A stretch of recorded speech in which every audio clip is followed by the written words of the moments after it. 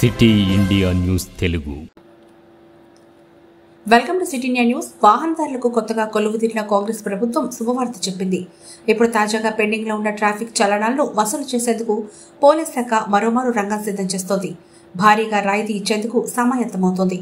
గత ఏడాది ఇచ్చిన రాయితీల వల్ల పెండింగ్ లో ఉన్న చలనాలను ఏకంగా 300 కోట్ల వరకు వసూలైంది.